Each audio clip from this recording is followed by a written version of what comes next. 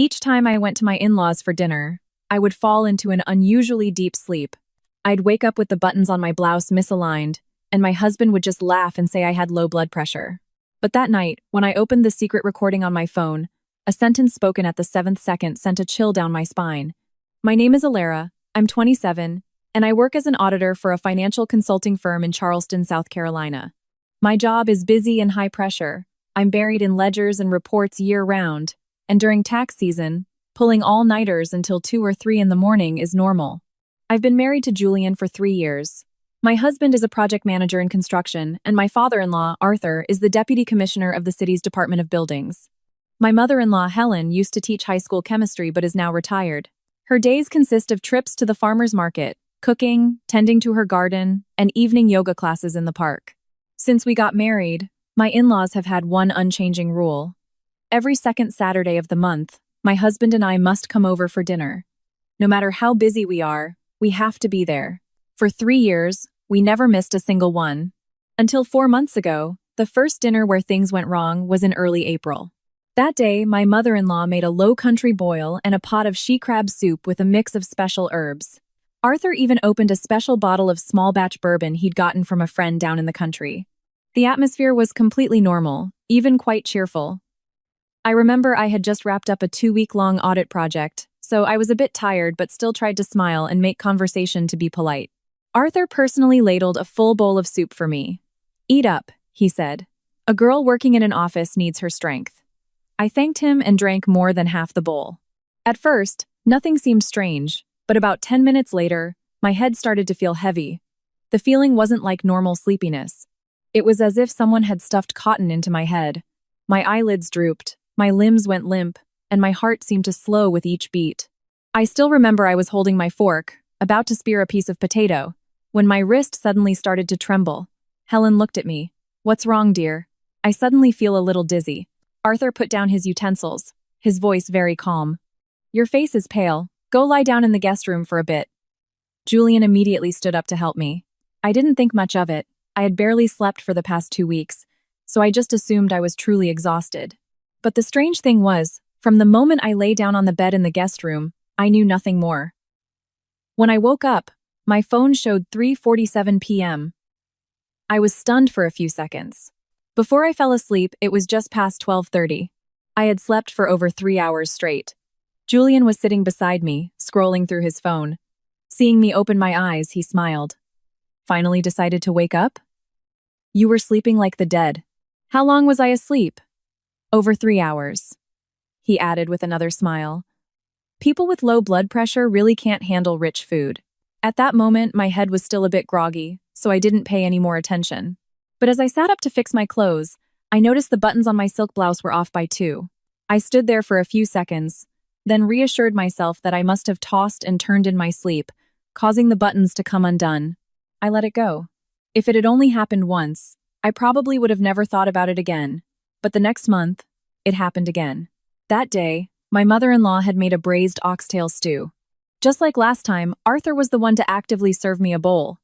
I hadn't even finished it when the familiar sleepiness washed over me. This time, it was even faster than before. My ears started to ring, and my vision darkened. I hadn't even put my fork down before my body went limp, slumping against the chair. I vaguely heard my mother-in-law's voice from far away. "Oh dear, the girl's feeling sleepy again." Then Julian's voice. "I'll take her to the room." After that, a black void. When I woke up, it was almost 4 p.m. This time, I felt something was wrong. Before I left the house, I had applied a long-lasting, smudge-proof lipstick. Normally, it wouldn't even come off while eating or drinking. But when I woke up, the lipstick was almost completely smeared. There was even a red streak under my chin, as if it had been wiped away forcefully. I asked Julian, "Why is my lipstick smeared like this?" He didn't look up. "You probably rubbed it on the pillow in your sleep." I fell silent. But from that day on, a thorn of suspicion began to grow in my mind. In June, I decided to test it. Before leaving, I synchronized my phone's clock and my wristwatch to the exact second. I even used a waterproof marker to make a small dot on the inside of my wrist, hidden under my watch face.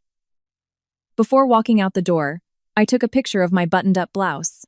At my in-laws' house, everything unfolded in the exact same way. pork loin with a heavy reduction sauce. Arthur served it himself. As I took a few bites, that familiar taste appeared again. It wasn't exactly medicinal, nor was it like a normal spice. It was slightly acrid, as if something was being deliberately masked. This time, I said nothing. I pretended to be tired and slumped over the table. Through my barely open eyelids, I saw Julian stand up and carry me into the guest room.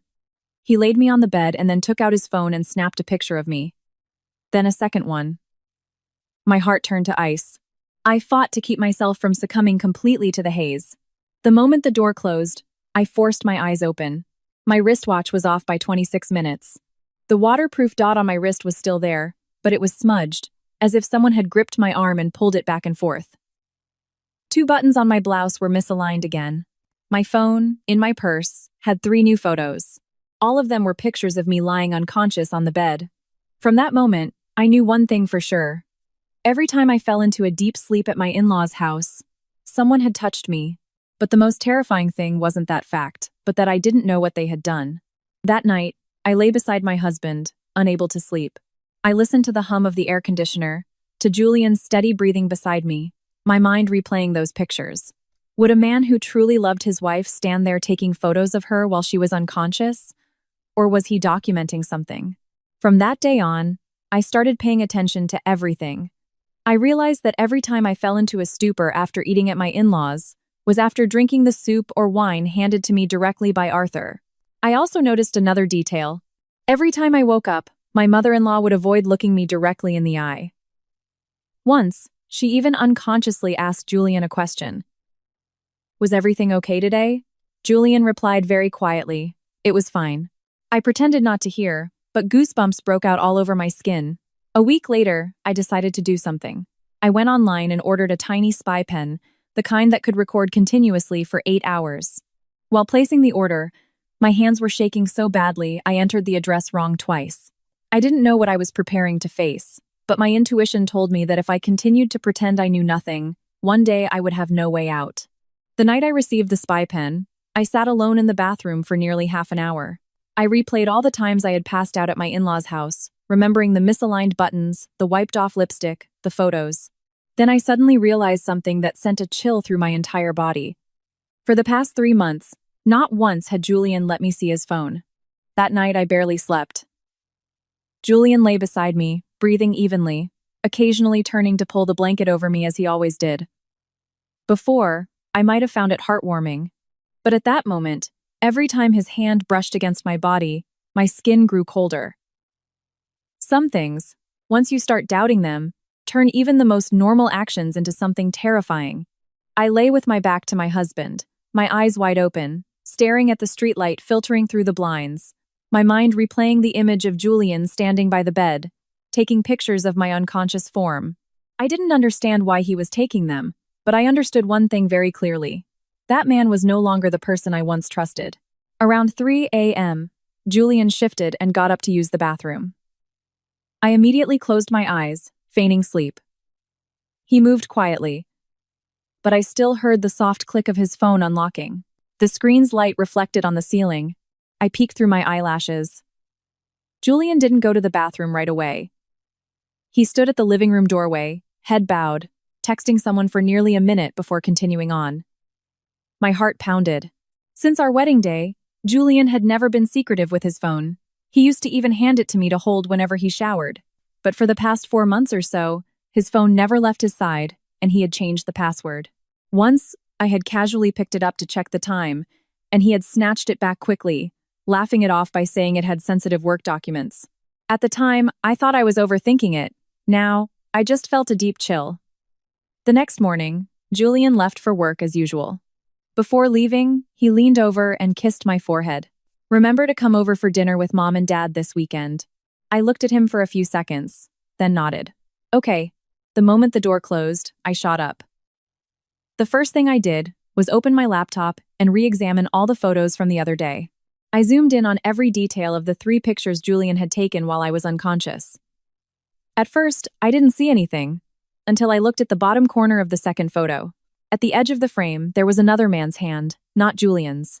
That hand wore a ring with a black onyx stone. I sat there, frozen. Arthur had a ring just like that. I had seen him wear it at a few parties. My throat went dry. If Arthur was also in the room at that time, then this was no longer a simple matter.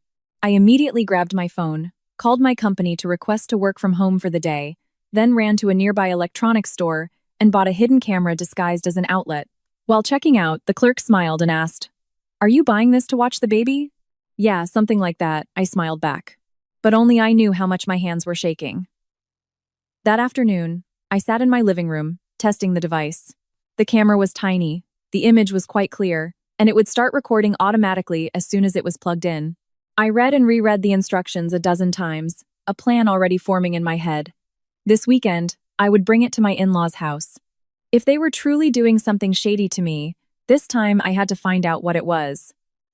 The following days, I tried to live as normally as possible, going to work, eating dinner, talking with my husband. On Thursday night, Julian and I even went grocery shopping like any other couple. He was as gentle as ever, still carried the heavy bags for me, still asked me what I wanted to eat. At one point, I looked at his profile under the supermarket lights and felt a shiver run down my spine. How could a person live such a double life? On Friday night, I was lying in bed reading a report when my phone vibrated. It was my mother-in-law. "Alara? Come over early tomorrow, okay? I'm making your favorite." "Yes, ma'am. Oh, by the way, we're having guests tomorrow. Friends of your father's from out of town." I froze for a few seconds. "Guests?" "Yes. 2 gentlemen who've been in the construction business with your father for years." I gripped the phone tighter, a terrible thought suddenly flashing through my mind. Could the men in the videos be those guests? That night, I was wide awake again. The next morning, before leaving, I prepared more carefully than ever. The spy pen was in my purse, the outlet camera hidden under a layer of tissues, and my phone's location sharing was on, sending a live feed to my work computer. I even sent a message to my best friend, Chloe. "If I don't reply to your text tonight, call me continuously." Chloe joked back, "It's just dinner with the in-laws. Why so dramatic?" I stared at her message for a long time, not knowing how to reply, because even I couldn't believe how far things had gone. I arrived at my in-laws' house around 11 a.m. As soon as the door opened, I saw 2 extra pairs of men's shoes by the entrance. My mother-in-law was busy in the kitchen, while the living room was filled with the sound of conversation and laughter. Arthur saw me and smiled naturally. "Alara is here." The 2 men sitting next to him turned to look at me. One was in his 50s, with a potbelly and dark, leathery skin. The other was younger, maybe around 40, with a buzz cut and an unsettling gaze. Arthur introduced them. "This is Mitch and Doug, Dad's business partners." I greeted them politely. But as I looked up, I saw the man named Doug staring at me, his eyes lingering from head to toe for longer than was normal. His gaze sent a chill down my spine. The meal began at noon. Today, besides the chicken stew, there was also bourbon. Arthur proactively poured me a small glass. "Have a little, sweetheart. It'll be fun." I picked up the glass, pretended to take a sip, and then discreetly poured it into a napkin as before. While everyone was talking, I quietly bent down and plugged the camera outlet into a hidden spot next to the liquor cabinet in the living room. My heart was pounding. If I were discovered, I couldn't imagine what would happen. Luckily, no one noticed. Around 1 p.m., the familiar sleepiness washed over me again. Helen looked at me. "Are you tired, Alara?" I pretended to rub my forehead. "I feel a little dizzy, Mom." Arthur immediately stood up. "Go rest in the guest room." Julian came over to support me. The moment his hand touched my back, I had to fight with all my might not to tremble. I was led into the familiar guest room. The door closed. Julian laid me on the bed and leaned close to my ear. "Sleep for a little while." His voice was very soft. But right after that, I heard the sound of the door being locked from the outside. A very faint click. My heart stopped for a few seconds. I opened my eyes immediately. The door was locked. In the hallway outside, I could hear men's footsteps approaching. I lay motionless on the bed, my entire body rigid. The footsteps in the hallway stopped right outside the door. 1 second, 2 seconds, then the sound of a man chuckling softly. That was quick this time. It was the voice of the man named Doug. I felt the blood in my veins turn to ice. Next came Arthur's voice, very low but clear enough for me to hear. A stronger dose than last time. I clenched my teeth so hard my jaw ached. So it was true, they were really drugging me. But the thing that horrified me most wasn't that, but how calm their voices were, as if they were discussing a casual meal. The sound of a key turning in the lock echoed, the door opened, and I immediately shut my eyes, keeping my breathing even. 3 people entered the room. I recognized Julian's cologne first, then the strong smell of cigarette smoke on Arthur. The last person had to be Doug. No one spoke for a few seconds. Then Julian spoke. "Did you disable the hallway camera?" "Yes," came Arthur's voice. "Where's her phone?" "It's off, Dad." My heart pounded so hard I thought they could hear it. When had they turned off my phone? I remembered clearly that my phone was still in my purse before I entered the room. Next, I heard the sound of a zipper being pulled open on my purse. Doug laughed dryly. "This one's more careful than the last few." Julian spoke in a low voice. "Don't touch her things too much. Hey now, you starting to feel sorry for your wife?" The room fell silent for 2 seconds. Then Arthur spoke. "All right, let's get this over with." I heard footsteps approaching the bed, the smell of cigarettes growing stronger. A hand touched the collar of my blouse. I almost jumped up reflexively but forced myself to lie still. Every second dragged on like torture. Then, at that exact moment, my mother-in-law's voice rang out from the living room.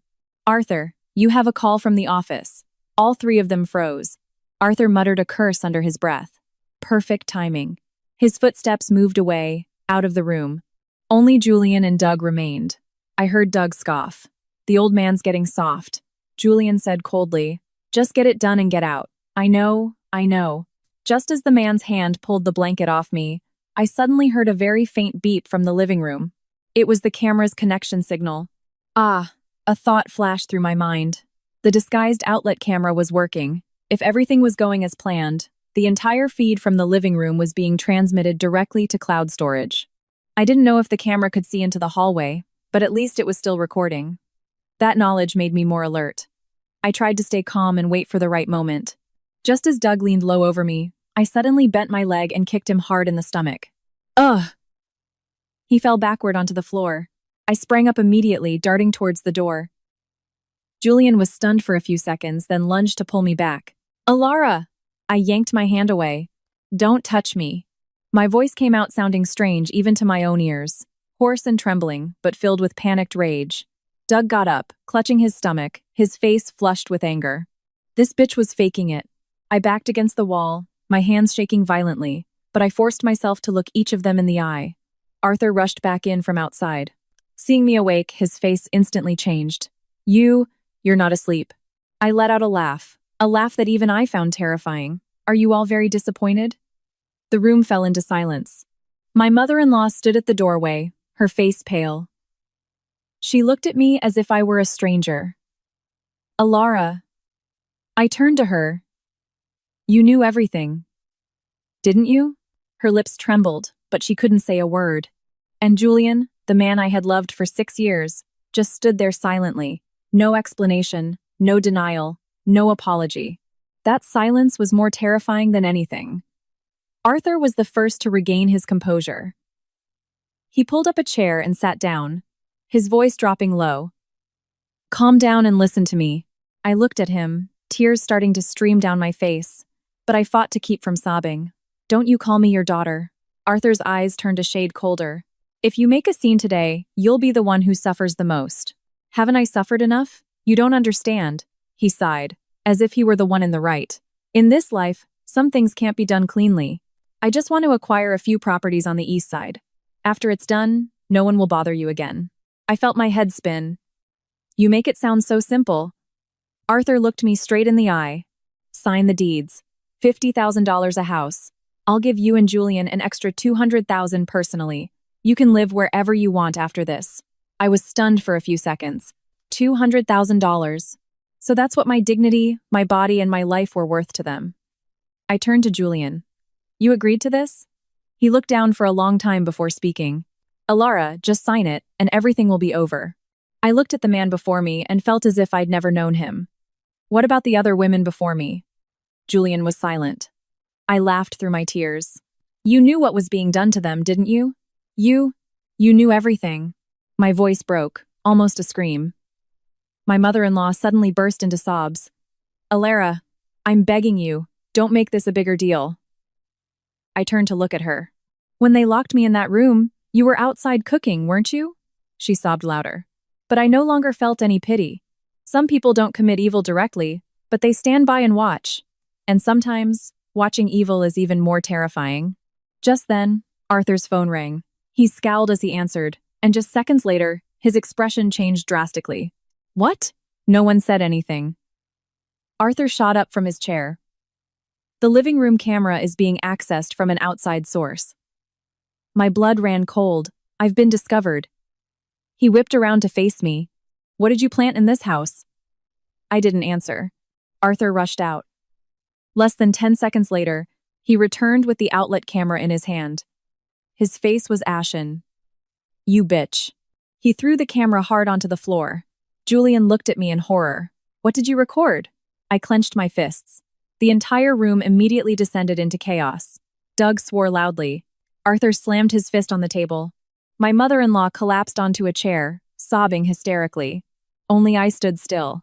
For the first time in months, I no longer felt like the prey. Arthur pointed a finger straight at my face. Where's the data? I didn't speak. You think you've won? I looked at him. At least today, I know I'm not crazy. Arthur gritted his teeth. You want to bring this whole family down with you, don't you? I laughed. Family? I turned to Julian. The moment you locked that door, we were no longer a family. Julian's face went pale. For the first time, I saw him truly panic, because he knew everything had spun out of his control. And at that exact moment, the sound of a car horn blared from outside the gate, then a second one. Arthur froze. The entire house fell silent. Next came the sound of urgent knocking on the door. Police. Open up. The sound of knocking from outside grew louder, more insistent and forceful, until the whole house seemed to vibrate with it. Police. Open up. I saw the color drain from Arthur's face instantly. The calm demeanor of a man in a position of leadership for so many years vanished in a flash. He turned to Julian, his voice a low growl. Who called them? Julian was just as pale. I don't know. Doug was the first to jump up, his eyes darting around as if looking for an escape route. He darted towards the back door, but Arthur shouted, Stay put. The banging outside continued. If you don't open the door, we will force entry. My mother-in-law was now crying so hard she could barely breathe. She clutched her chest, sitting on the chair with her hair in disarray, looking at me with eyes full of both fear and pleading. Alara, please, tell them it's a misunderstanding. I stood motionless. If this were 3 months ago, her tears alone might have made me soften.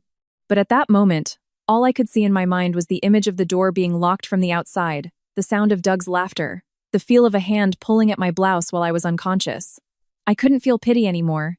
Arthur strode quickly to the door and opened it. The moment it opened, 4 uniformed officers and 2 plainclothes detectives immediately entered. The man in the lead showed his badge. We received a report concerning coercion, illegal distribution of images, and suspected use of controlled substances. Arthur tried to regain his composure. You're mistaken. This is a family matter. The plainclothes detective looked straight at him. You're Arthur Kane, correct? Arthur froze. Who I am, I'm sure you already know. Good. Then we expect your cooperation. The air in the room grew thick. Julian stepped forward to stand in front of his father. Do you have a warrant? The other man pulled a folded document from his jacket. Yes, we do. I watched it all unfold as if I were watching someone else's story. Everything was happening too fast, so fast that even I couldn't quite believe it was real. A female officer approached me. You're Alara. Yes. Can you come with us to give a statement? Before I could answer, my mother-in-law burst into tears and rushed to grab my hand. Honey, don't do this. Our family will be ruined.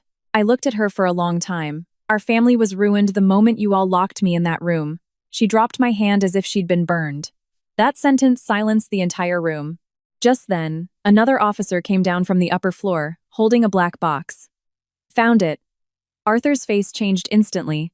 The officer opened the box right in the middle of the living room. Inside were a USB drive, an old tablet, and a stack of property deeds. Julian was visibly pale. Doug backed away further. The lead detective picked up the USB drive and asked, Password? Arthur didn't answer. We can open it ourselves. He remained silent, but the veins on his temples were throbbing. I didn't know if I should feel vindicated or heartbroken at that moment. The man who was once respected by the entire family, who had presided over my wedding, who had said he would treat me like a daughter, now stood there like a stranger. Then, suddenly, Julian turned to me. It was you, wasn't it? I looked at him. Yes. I called the police. I couldn't let this continue. His eyes turned red. Do you know that doing this ruins everything? I let out a very soft laugh. And you? When you did those things to me, wasn't that ruining my life? Julian froze. I looked him straight in the eye for the first time in days. I used to think that you would at least try to stop them. He lowered his head, unable to say a word. The female officer spoke gently to me. Ma'am, please come with us. I nodded. As I walked past my mother-in-law, she suddenly called out to me. Alara. I stopped. She was crying so hard her voice was hoarse. I'm sorry. My throat tightened. She had finally said it, but it was too late. If she had apologized to me before all of this happened, perhaps I would have still considered her my mother. But now, all that was left was exhaustion. I followed the police to the car. As the door closed, I realized my legs were trembling so much I could barely stand. Outside, it had grown dark. Neighbors were starting to peek out of their doors, watching. I saw a few curious glances. Someone was even filming with their phone. I suddenly thought of the videos on the USB.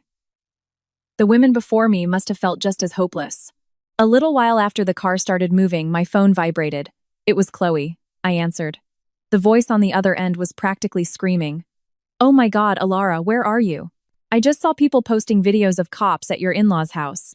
I closed my eyes. Everything was happening faster than I thought. Chloe, what's going on? You're scaring me. I was silent for a few seconds before I said, I'm getting a divorce. The other end went quiet. Then Chloe asked in a small voice, Did Julian cheat on you? I looked out the car window, the streetlights blurring into long yellow streaks. After a long moment, I replied, It's so much worse than that. That night, I gave my statement until almost 1:00 a.m. When I signed the final report, I learned that the person who had anonymously sent the data to the authorities wasn't me. It was an unknown account that had sent the entire video feed from the living room camera while the incident was happening. I was stunned. I remembered very clearly that the camera was only connected to my phone. So who had accessed the system before I did, and why did that person help me? I left the police station around 2 a.m. Outside, a light rain had begun to fall. The city was so quiet at night that the sound of tires rolling over the wet pavement was starkly clear. A female officer drove me to a hotel near the station to ensure my temporary safety. During the entire drive, I barely said a word. Everything had happened too fast. In a single evening, my in-laws' house was searched. Arthur was detained for investigation, and Julian was summoned for questioning. The man who had lain next to me for 3 years was now a subject in a criminal case file.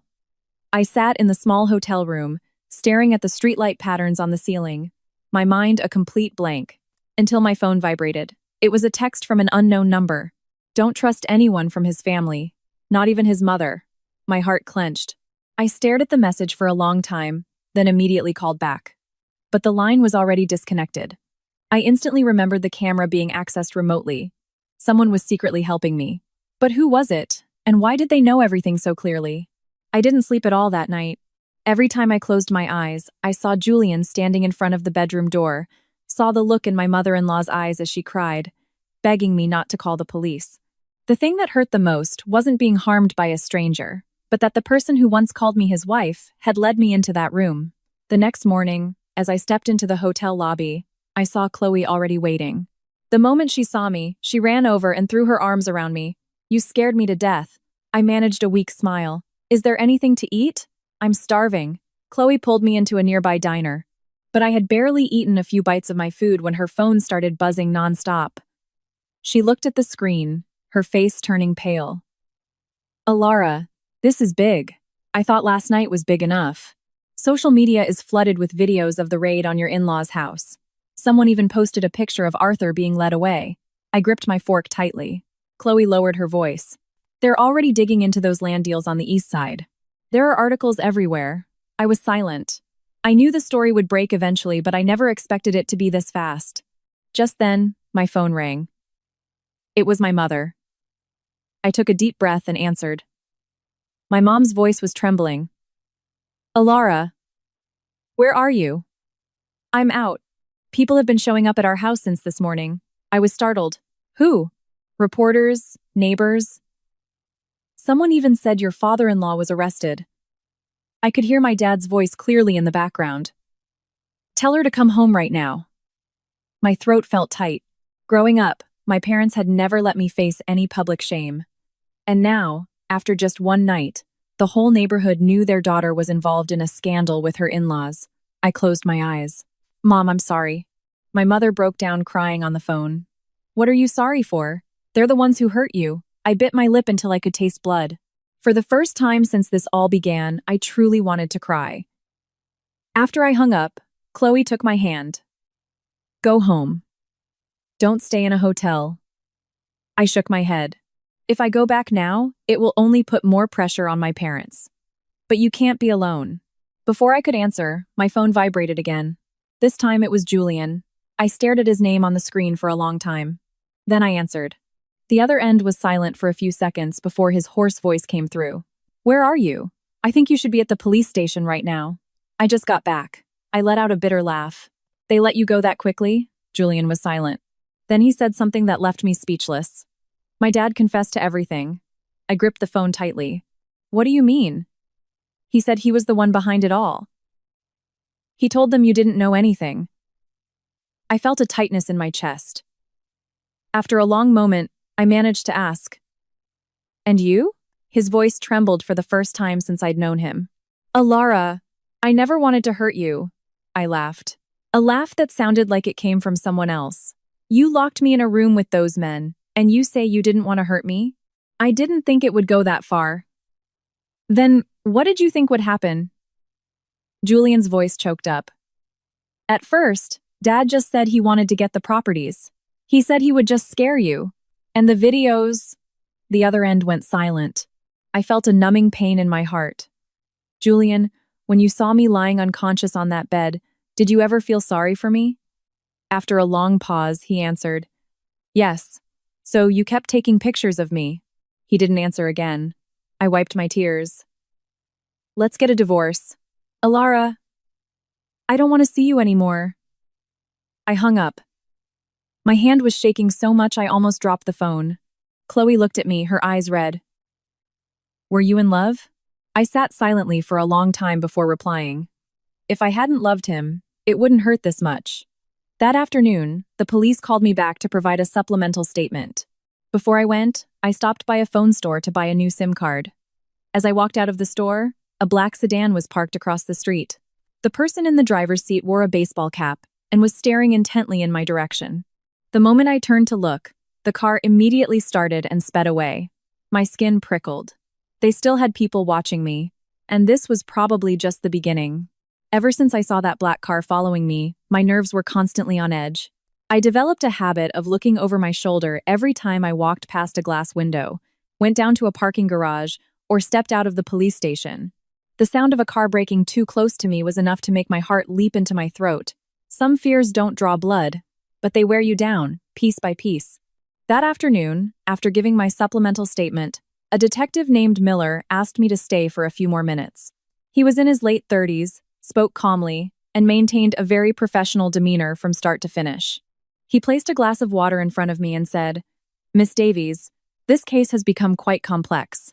Besides Arthur Kane, we are also expanding the investigation to include several other individuals. I looked at him. Julian, right? Detective Miller was silent for a few seconds. We cannot draw any conclusions at this time. I gave a small, bitter laugh. Actually, I understand. He looked at me, his voice slower. There's something I need to ask you privately. Have you ever seen any strangers at your in-laws' house before? I recalled Doug and the other man, Mitch. Do you remember their faces? I do. Detective Miller nodded, then laid out several photos in front of me. Among them was a picture of Doug. I pointed immediately. This man. Detective Miller's expression changed instantly. Are you sure? Positive. He sat quietly for a few seconds, then collected the photos. This man's name is Duke.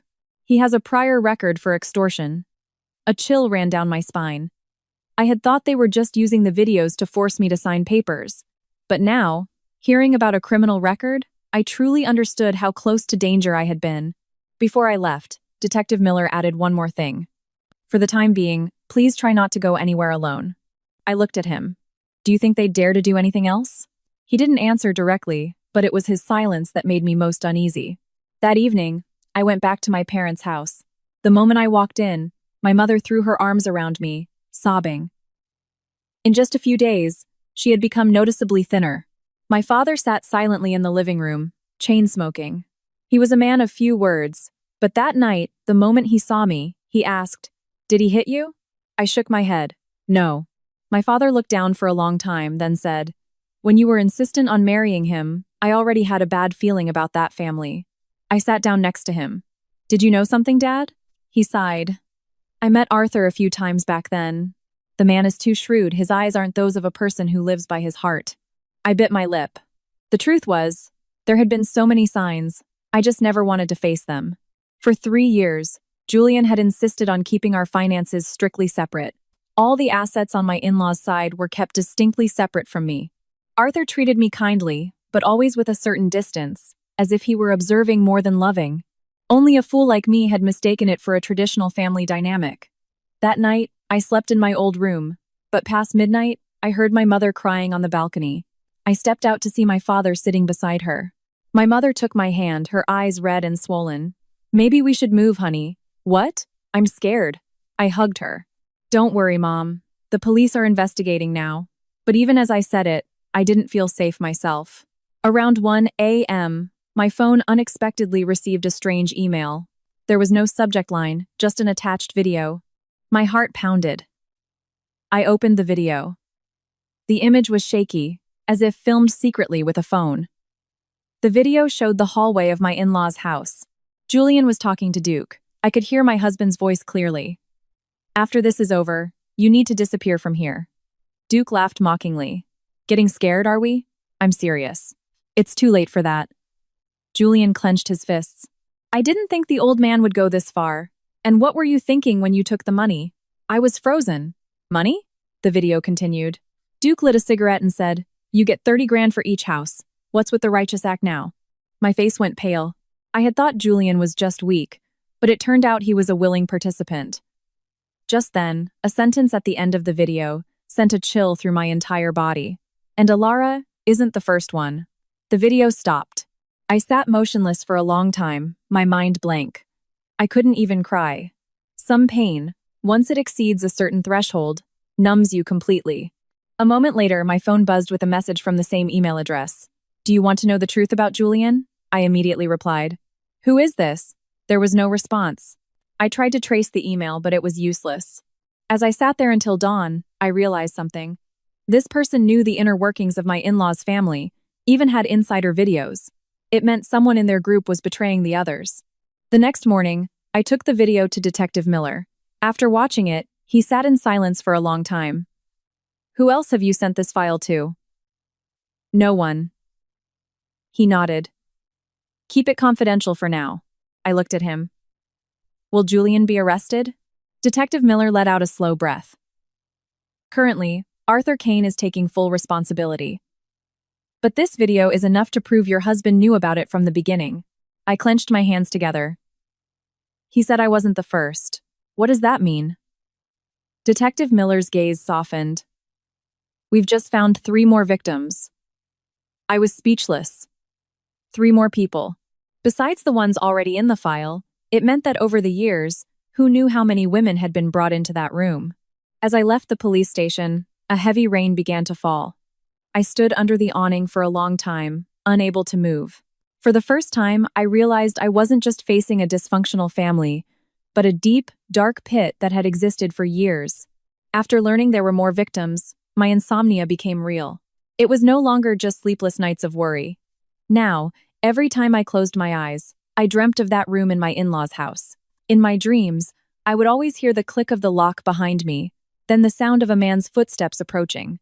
Some days, I'd jolt awake at 4 a.m., drenched in sweat, my hands shaking so badly I couldn't hold a glass of water.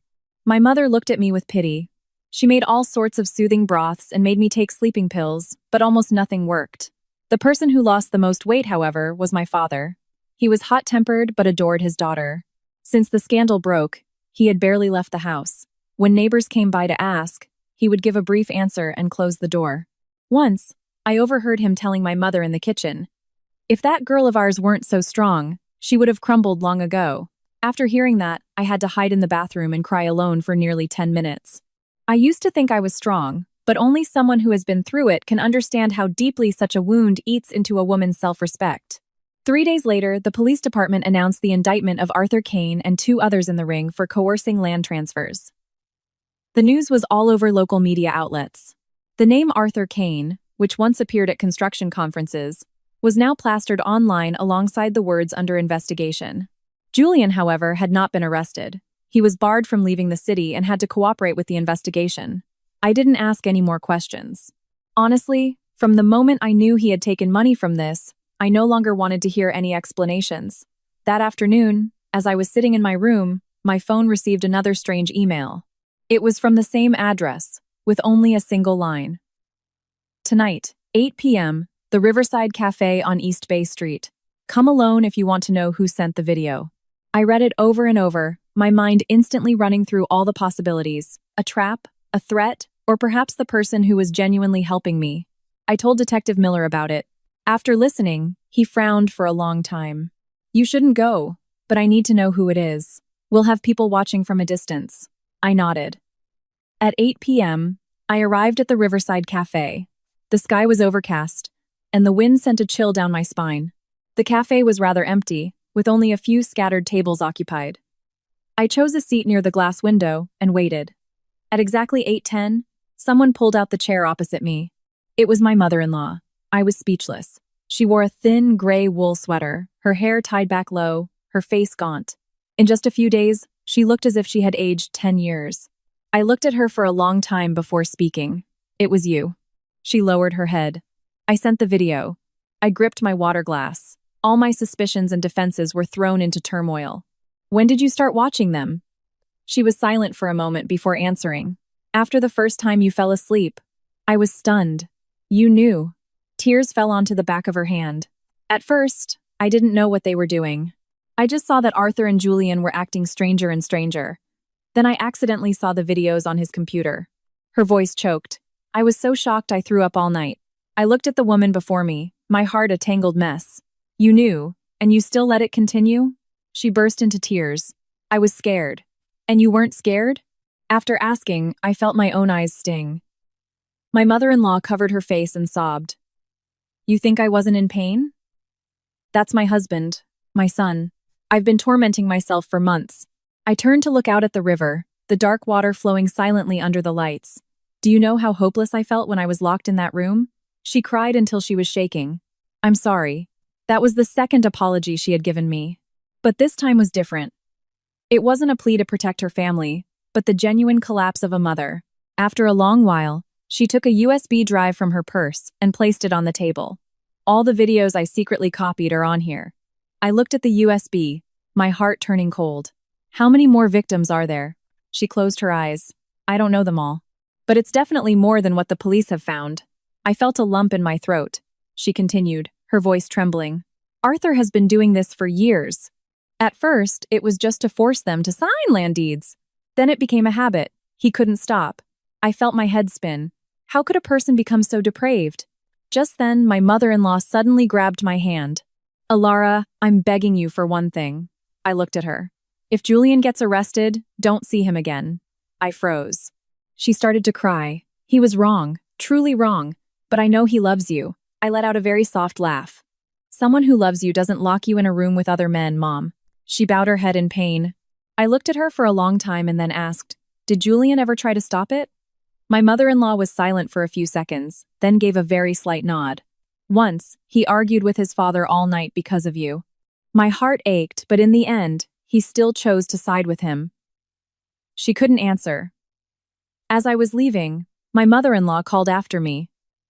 Don't forgive him. I stood frozen in the cold wind, then heard her say through her sobs, because even I can't forgive myself. After meeting my mother-in-law at the Riverside Cafe, I sat in my car for nearly half an hour without starting the engine. A light rain was falling, and droplets collected on the windshield before slowly sliding down. I watched the traffic outside, my mind a complete blank. Some things, when you don't know them, are just frightening. But when you know everything, they become painful. I had hated my mother-in-law, thinking she was an accomplice.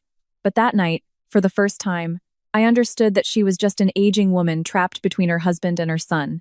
The only tragedy was that her silence had harmed too many people. I drove back to my parents' house around 11 p.m. As I opened the door, I saw my father waiting in the living room, a cold teapot still on the table. He looked at me. "Who did you meet?" I hesitated for a second, then told the truth. "My mother-in-law." My father frowned. "What does she want with you now?" I placed the USB drive on the table. "She gave me more evidence." My father looked at the USB for a long time, then sighed heavily. "My girl, I just hope this ends soon." I sat down next to him. I want it to, too. But we both knew things had gone too far. The next morning, I took the USB to the police station. After Detective Miller watched the contents, he immediately called 2 other people into the room. The atmosphere became visibly tense. Among the videos my mother-in-law had provided, there was a clip that very clearly showed Duke's face, along with another man, forcing a woman to sign land transfer documents. The woman was crying so hard, she looked like she was about to faint. I could only watch for a few seconds before I had to look away. Detective Miller turned off the screen and said quietly, "This is enough to bring in more people." I asked, "What about Julian?" He looked at me for a moment. "Your husband appears in 3 of the videos." My heart clenched. Even though I had prepared myself, hearing someone else confirm it was still breathtakingly painful. Detective Miller lowered his voice. "It's possible he wasn't directly involved at first, but he definitely knew everything later on." I gave a bitter smile. "He even took money." Detective Miller paused. I told him about the video where Duke said Julian got $30,000 for each house. After hearing it, he was silent for a long time. "This is probably why Arthur is trying to take all the blame." I looked at him. "He wants to save his son." He nodded.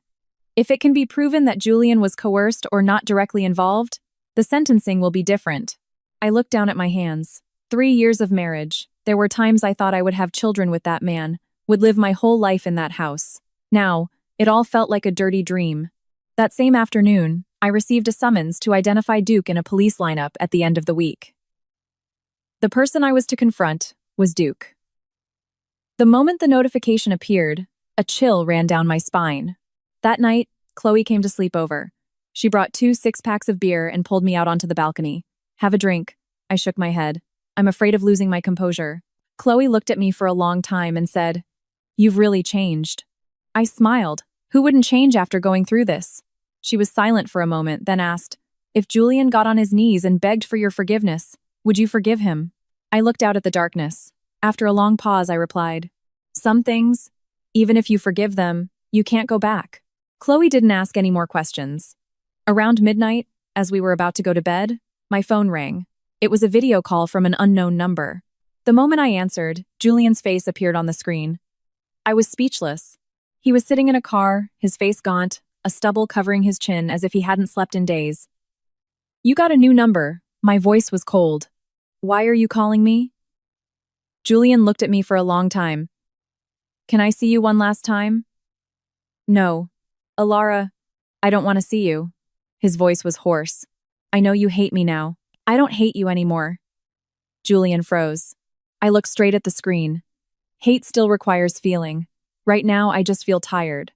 His eyes turned red. I was wrong. I let out a very soft laugh. "Do you know what the funniest part is?" He was silent. "It's that even now, you still think you were just wrong." I looked at that familiar face, feeling a strange emptiness. "Julian, you weren't just wrong. You became someone else." He lowered his head, his shoulders trembling slightly. After a moment, he said, "I really did try to stop it. I know." He looked up, surprised. "Your mother told me." Julian closed his eyes. "But my dad said that as soon as the East Side deal was done, everything would end. He promised he wouldn't touch you." I found it both laughable and terrifying. A man who would use his own wife as a bargaining chip and still think he was protecting her. Julian's voice choked. "I never touched you." I gripped the phone tightly, but you stood there and watched. That statement made him freeze. I took a deep breath. The person who commits the evil act is terrifying. But the person who stands by and watches evil happen is even more terrifying. Julian's eyes were bloodshot. "I know I don't deserve to be forgiven." "Yes. But I really do love you." I burst into tears at that moment, not because my heart had softened, but because I finally understood that some people, even if their love is real, their cowardice is greater than their love. And that is what killed everything. I ended the call and sat there, crying into my hands in the darkness for a long time. On the balcony, Chloe didn't come in. She let me cry like that for nearly an hour. Until my phone lit up again. It was a text from Detective Miller. Duke has escaped. I read the message, and my entire body went cold. Because I knew if he escaped now, the next person in the most danger could be me. The news that Duke had escaped kept me awake all night. I sat on my bed, hugging my knees, my eyes fixed on the cold glow of my phone screen in the darkness. Chloe was sleeping on the sofa in the living room, but I knew she wasn't really asleep either. Every now and then, I would hear her shift restlessly. Around 3 a.m., she opened the door and came into the room. "You're still awake?" I shook my head. Chloe sat down next to me. "If you're too scared, I'll take a day off tomorrow and we can go somewhere for a few days." I gave a bitter laugh. "How long can I run?" She fell silent. We both understood that this was no longer a simple divorce or a family dispute. There were too many people involved, too much money, too many secrets. A man like Duke, if truly cornered, was capable of anything. The next morning, Detective Miller sent someone to pick me up and take me to the station. From the moment I got out of the car, I could feel a tension that was different from before. There were more plainclothes officers in the hallways, phones were ringing constantly, and everyone was moving quickly. Detective Miller led me into his office and closed the door. "Miss Davies, from now on, please limit going out alone." I looked at him. "Have they found Duke yet?" He shook his head. "Not yet, but there are signs he's still in the city." My throat felt dry. "Do you think he'll try to get revenge on me?" Detective Miller was silent for a few seconds, then spoke the truth. "It's a high probability." I looked down at my hands, which were clenched so tightly they had turned white. He continued. "Last night, someone saw him near your parents' neighborhood." I shot my head up. "What?" "We already have people monitoring the area." My chest tightened. My parents had absolutely nothing to do with this. And now, even they were being dragged into danger just because of me. I sat silently for a long time before asking, "Does Julian know Duke escaped?" Detective Miller looked at me. "He knows." "What did he say?" "Not much. But since he heard Duke was gone, his mental state has been very unstable." I laughed weakly. "He's starting to feel scared now." But after saying that, a dull ache spread through my heart. If Julian had been scared from the beginning, if he had known when to stop, maybe none of this would have happened.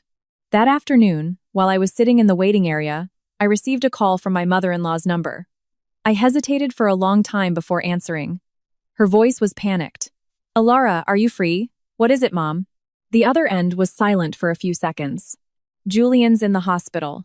I was speechless. "What happened?" "He was drinking and crashed his car." My heart pounded. "Is it serious?" "It's not life-threatening, but the doctor said he has a severe concussion." I gripped the phone. "Why are you calling me?" She started to cry. "He just keeps calling your name." I closed my eyes.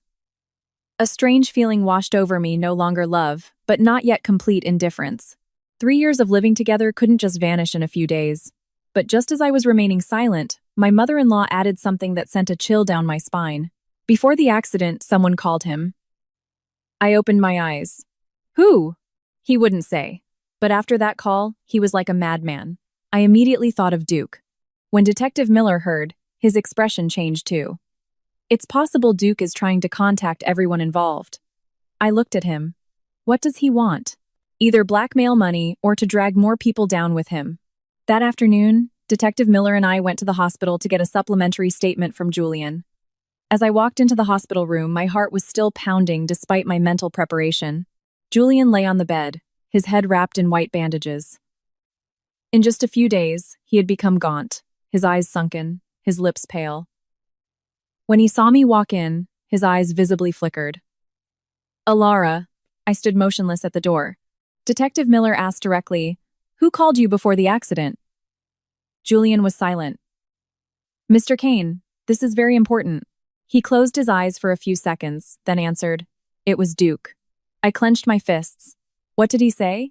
He said everything was ruined. He said if I didn't help him escape, he would tell them everything. Detective Miller stared at him. "Tell them what?" Julian opened his eyes and looked at me, a look that made my heart turn to ice. He said, "Your case wasn't the only one." The entire room was silent. I could hear my own heart beating. Julian's voice was hoarse. "Duke has his own separate hard drive. It has videos of a lot of other women." I felt my head spin. "How many is a lot?" He lowered his head. "I don't know." I had to grab the back of a chair to keep myself steady. It turned out that what the police had found wasn't everything. Duke was the one holding the biggest secret. Detective Miller asked again. "Where is he now?" "I really don't know. Did you help him escape?" Julian let out a pained laugh. "If I were still helping him, I wouldn't have crashed my own car." I looked at the man before me, my heart in turmoil. For the first time since this all started, I saw Julian truly broken, no longer the polite, composed husband of before, nor the silent accomplice to my assault, but just a man crushed by his own cowardice. As I was about to leave the room, Julian suddenly called out, "Alara." I stopped. His voice trembled. "If you see Duke before the police do, you have to run." I turned back to look at him. "Why?" Julian's face was pale, his hand gripping the bedrail tightly. His next words sent a chill through my entire body. "Because he once said, if he loses everything, he'll take one person down to the grave with him." Julian's words in the hospital sent me plunging into an icy abyss. He'll take one person down to the grave with him. Just imagining Duke's eyes from that day at the house was enough to make my spine tingle. On the way back from the hospital, Detective Miller didn't use his sirens. He drove slowly, his expression heavy. The sky outside was gray, and the rows of trees along the road bent under the wind. I sat in the back seat, clutching my purse tightly. "Do you really think he'll come after me?" Detective Miller looked at me through the rearview mirror. "It's highly probable." "Why me?" "Because right now, you're the person who caused this whole thing to unravel the fastest." I let out a bitter laugh. "Doesn't he think it's his own fault?" Detective Miller was silent for a few seconds. People like Duke don't have a concept of taking the blame. That statement reminded me of Arthur. I remembered his calm expression when he said that if I just signed the papers, everything would be over. Some people live so long with power and money that they forget other people feel pain, too. As the car neared my parents' neighborhood, Detective Miller suddenly slowed down. In front of our gate, there was a bouquet of flowers on the ground. I frowned. "Who sent that?" Detective Miller immediately got out of the car. He put on gloves before bending down to inspect it. The bouquet was of white chrysanthemums. Tucked in the middle was a small envelope. My heart began to pound. Detective Miller opened the envelope. Inside, there was only a single photograph. It was a picture of me. It was taken from behind as I was leaving the police station that morning. On the back of the photo, a single scrawled line read, "Don't think you've won." My blood ran cold. My mother, who had just opened the door to come out, saw our expressions, and her face turned pale. "What happened?" Detective Miller quickly hid the photo. "It's nothing, ma'am." But my mother was no fool. She pulled me into the house immediately, her hands trembling. That night, the police stationed officers near the neighborhood. Detective Miller also warned my parents not to open the door for any strangers. The atmosphere in the house was suffocatingly tense. Around 10 p.m., I received a call from my mother-in-law. Her voice was frantic. "Alara, Julian is gone." My heart seized. "Gone how?" "He left the hospital." I shot up from my seat. "When?" "Over an hour ago." I immediately looked over at Detective Miller, who was sitting in the living room. Just by looking at my face, he knew something was wrong. After hearing what happened, he shot to his feet. The hospital couldn't hold him? My mother-in-law was sobbing into the phone. He said he needed to use the restroom and then just disappeared. I hung up, my hands ice cold. A fugitive Duke on the loose. A mentally unstable Julian missing. Everything was becoming much more dangerous. Around midnight, my phone vibrated again. This time, it was a text from Julian's number. "Don't tell anyone where I am." I immediately called back. The other end picked up quickly but said nothing. "Where are you?" Julian's breathing was heavy. "Alara, listen to me. Are you crazy?" "You're under investigation, I know." "Then why did you run?" The other end was silent for a few seconds, then said, "Duke wants to meet me." A chill ran down my spine. "You're going to meet him?" "I have to. You've really lost your mind." My voice almost broke into a shout. Julian laughed hoarsely. "If I don't meet him, he'll come for you." I was speechless. In the living room, Detective Miller was staring at me intently. I immediately put the phone on speaker. Julian's voice was weary. He wants money and a car to escape. Detective Miller asked directly, "Where are you?" Julian froze. "Detective Miller? Answer me." After a long pause, Julian said quietly, "The old warehouses at the Eastport terminal." Detective Miller immediately stood up and called his team. I gripped the phone. "Don't go alone." Julian smiled sadly. "I owe you too much, Alara." Julian, he cut me off. If I hadn't locked that door that day, I closed my eyes. His voice was choked with emotion. Maybe my life would have been different. Before I could say anything, a loud noise suddenly erupted from the other end of the line. Then a gruff male voice spoke. "Who are you calling?" It was Duke. This was followed by the sound of a violent struggle. I heard Julian shout, "Run!" Then the phone went dead. I stood frozen in the middle of the living room. Detective Miller yelled into his radio and then rushed out the door. "Let's go." I ran after him, but he blocked me. "You stay here. I have to go." "It's too dangerous." I looked at him. "If Julian dies tonight, I won't be able to sleep for the rest of my life." Detective Miller was silent for 2 seconds, then gritted his teeth, put on a jacket. The car sped off into the thick rain. During the entire drive, no one said a word. I watched the rows of shipping containers at the port emerge from the darkness, my heart feeling like it was about to burst. Just as the car stopped in front of the old warehouse area, a gunshot suddenly rang out from inside. One shot, then a second. My whole body froze. Detective Miller and the other officers immediately drew their guns and rushed in. I stood paralyzed in the cold rain, watching the warehouse door tremble in the darkness. And at that exact moment, I heard Julian scream my name from inside. Julian screaming my name in the dark warehouse made my heart stop. "Alara, don't come in!" Immediately after, there was a loud crash, followed by another gunshot. I was frozen stiff in the rain, cold water lashing my face, but my body burned with panic. Detective Miller and the other officers had already rushed inside. Shouts echoed among the rusted shipping containers. "Drop the weapon! Do not resist!" Then the sound of more people running. I couldn't take it anymore. Ignoring the shouts to stay back, I bolted towards the warehouse door. Inside, it was dark and cavernous, with only a few yellow bulbs dangling from the high ceiling. The smell of engine oil and rain mixed into a suffocating stench.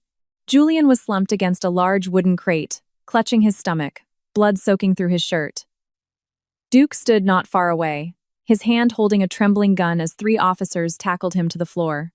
The moment I saw the blood on Julian, my legs gave out. I never thought I would see him lying in front of me in such a state. Detective Miller knelt to check the wound and shouted, "Call an ambulance." Duke, even then, was laughing like a madman. "Damn it all. It's all because of that bitch." He stared at me with bloodshot eyes. "If it wasn't for her, I wouldn't have lost everything." I stood there looking at him. Only then did I truly understand that some monsters, no matter how much evil they commit, will always believe they are the victims. Julian tried to lift his head to look at me. "Are you okay?" My throat tightened. This man had once pushed me into the deepest abyss of my life, but in his dying moments, the first thing he asked was if I was okay. I didn't know whether to feel pain or hatred. The ambulance arrived quickly. While they were rushing Julian to the hospital, I sat on a bench in the hallway, his blood staining my hands. My mother-in-law arrived at the hospital in a near frenzy. The moment she saw me, she burst into tears. "Where is he?" "He's in the emergency room." She collapsed onto a chair. Oh God. For the first time, I saw a woman in that much pain. She cried without sound, just clutching her chest and gasping as if she had no strength left. A little while later, Detective Miller walked over. "Duke is in custody." I looked up. "Has he confessed?" "We're getting his preliminary statement now." He looked at me for a long time. He confessed that it was Arthur's idea to use the videos to control the victims. Hearing that, my mother-in-law let out a choked sob. "I knew this day would come," Detective Miller continued. "But the most surprising thing was about Julian." My heart seized. "What about him?" Duke confessed that recently, Julian had really wanted to stop. "The two had fought over your case." I looked down at my hands, covered in dried blood. A very strange feeling crept into my heart. If Julian had fought back a little sooner, if he had been strong enough from the beginning, maybe no one would have ended up like this. At 3 a.m., the doctor came out of the emergency room. His life is no longer in immediate danger. My mother-in-law broke down crying right there. As for me, I just felt completely drained, as if all my strength had been sapped. Julian was moved to the intensive care unit. Before they wheeled his bed away, he opened his eyes and looked at me. He was weak, but he managed to say, "I'm sorry." A tear fell from my eye without my noticing. Not because I wanted to forgive, but because that man had finally understood what he had destroyed. In the days that followed, the case shook the entire state. Duke revealed a series of names connected to the land projects. Many officials were suspended pending investigation. The remaining videos on the hard drive were recovered. 6 more women came forward to testify. Every time I read their statements, I would lie awake all night. One had divorced after being coerced. Another had moved out of the city. One had to undergo psychological treatment for nearly a year. I used to think I was the unluckiest person, but it turned out there were so many other women out there suffering in the exact same way. A week later, I officially filed for divorce. Julian was still in the hospital. He didn't sign right away. He just looked at me for a long time and asked, "Did you ever truly love me?" I was silent for a few seconds. "Yes." His eyes turned red. "Then that's enough." He signed his name. No more pleading, no more explanations. Just before I left the room, he called out to me one last time, "Alara." I turned my head. His voice was hoarse. "If there's a next life, I hope I'm a good enough man to meet you again." I didn't answer, because I knew some things, once broken, can never be put back together in this lifetime. On the day of the sentencing hearing, Arthur was recommended a very long sentence. Duke and the other accomplices were also prosecuted on a series of charges. As I walked out of the courthouse, the sun was very bright. I stood on the steps, watching the people pass by, my mind a blank slate. Everything was finally over. But strangely, I didn't feel the relief I thought I would. Perhaps because this kind of trauma doesn't end with a verdict. It stays with a person for a very long time. Just then, my phone vibrated. It was a text from my mother-in-law's number. "Julian is missing." I read the message, and my hands went cold. Because just that morning, he was still in the hospital. My mother-in-law's message left me standing frozen in front of the courthouse. Julian is missing. The crowd continued to move under the afternoon sun.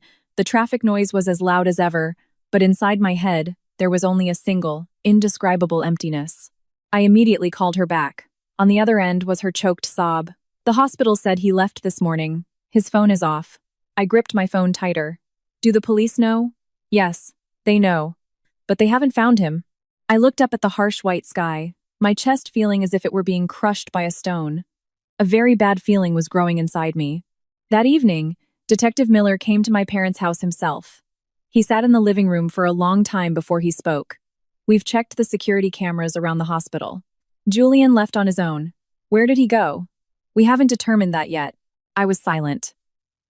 Detective Miller looked at me for a moment, then asked quietly, "Do you think he would commit suicide?" The question sent a sharp pain through my heart. I remembered the look in Julian's eyes at the hospital, remembered his words. "If there's a next life, I hope I'm a good enough man to meet you again." A person at the end of their rope often speaks in such a tone. I looked down. I don't know. That night, I was sleepless again.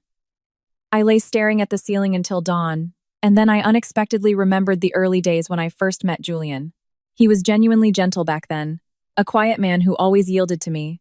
When I had a fever and was hospitalized, he stayed up for 2 straight nights taking care of me. Once I was working late and it was raining hard.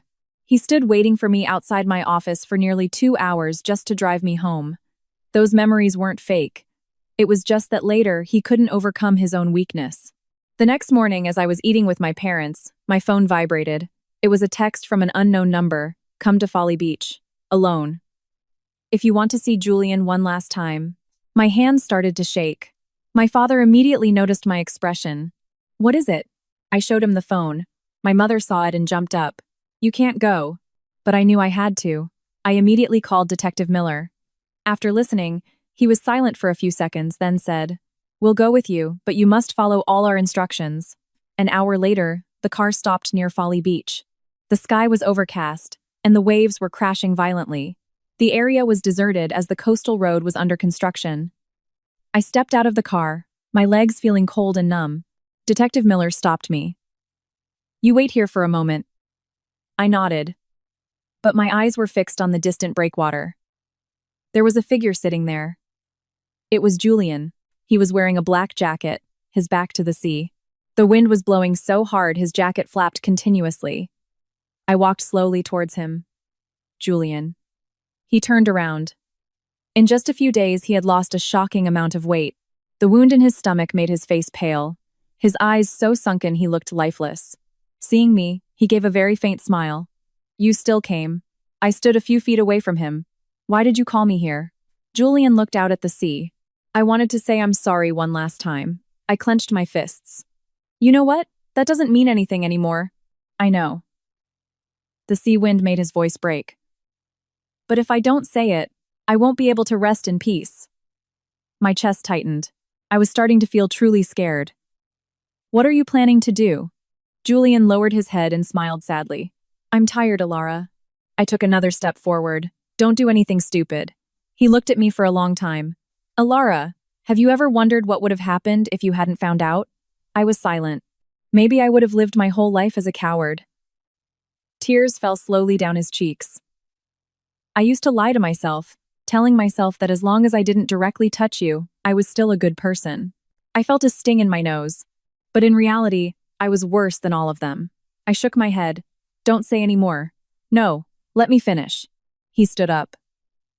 The day Duke put a gun to my head in that warehouse, I finally understood what helplessness felt like. And I realized you had been living with that feeling all along. I started to cry. Julian, he smiled very faintly. If I could go back, I'd rather be poor my whole life than ever step into that house. I looked at the man before me, my heart aching as if it were being squeezed. I didn't love him anymore, but I couldn't be completely indifferent to the person who was once my entire youth. Just then, in the distance, the sound of police sirens grew louder. Julian froze. He looked at me one last time. Don't forgive me. I stepped forward quickly. Come with them. Everything will be okay. He shook his head. It won't be okay. Then, he suddenly pulled an envelope from his jacket pocket and thrust it into my hand. Inside is my entire bank account and all the money I got from my father. I'm leaving it all for the other victims. Before I could react, he stepped back towards the edge of the rock jetty. My heart felt like it had stopped. Julian! He looked at me, his eyes red. For the first time in my life, I want to do one thing right. The sound of the waves crashed violently at the foot of the jetty. I lunged forward, but in that instant, Julian let go and fell backward. Julian!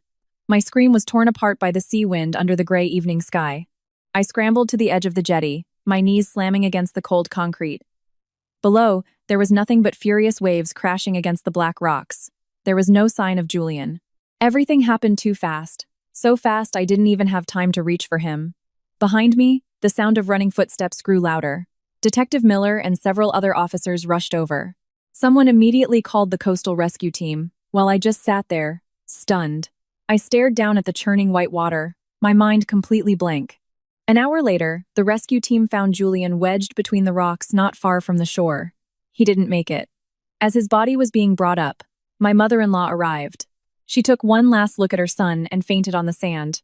In that moment, I truly understood that some prices aren't paid with money or prison time, but with the people you love most. Julian's funeral was quieter than I expected.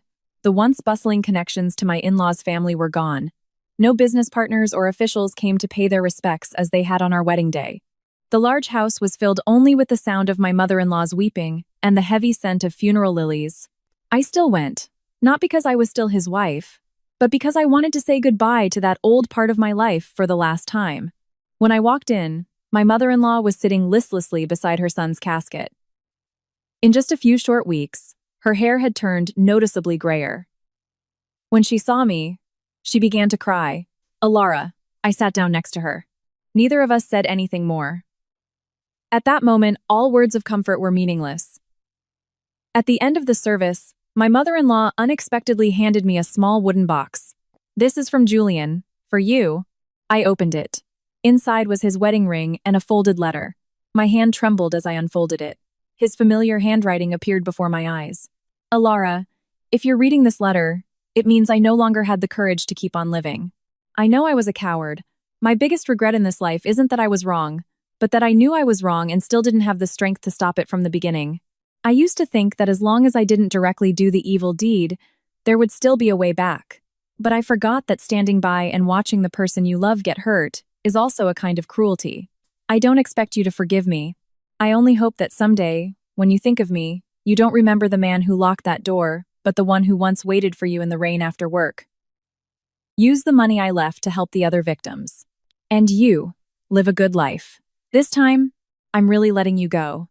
I finished reading, my tears soaking the page. Some people only understand what is right at the very end, but life no longer gives them a chance to make amends.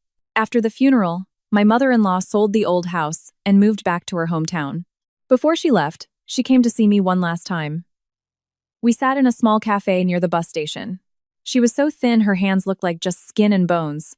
She looked at me for a long time and said, "I know you'll never be able to forget all this." I was silent. She lowered her head. "Me neither." A moment later, she took out a cashier's check from her purse and placed it in front of me. "This is my personal savings. Take it." I pushed it back. "I don't need it, Mom." She started to cry. "I have nothing left to give you to make up for it." I looked at the woman before me, my heart aching. In the end, I didn't take the passbook, because some wounds cannot be quantified by money. The day she packed her car to drive away, I stood and watched for a long time until the bus disappeared around the corner. I never saw her again. 6 months later, the trial concluded. Arthur received a very long sentence. Duke and the other accomplices were also sentenced for their crimes. The money recovered from the illegal projects was used to compensate the related victims. As for me, I quit my old job. Not because I couldn't do it anymore, but because every street corner, every road in that city reminded me of that time. I moved to Asheville for a while, renting a small house near a pine forest. I spent my mornings gardening and my afternoons reading. The sleepless nights grew less frequent. I started to learn how to live slowly. One day, while watering the plants in my yard, I suddenly realized it had been 3 days since I had dreamt of that locked room. At that moment, I stood silently for a long time, and then I started to cry. Not out of pain, but because I was finally beginning to step out of the darkness. Many people ask me if I hate Julian. The truth is, in the end, I no longer felt hatred. I just felt regret. Regret for a man who could have been a good husband, a good son, but who chose to bow to his own wrongdoing for too long. The most terrifying people are not those who are evil from the start, but those who know what is right and yet stand silently by as evil grows stronger every day.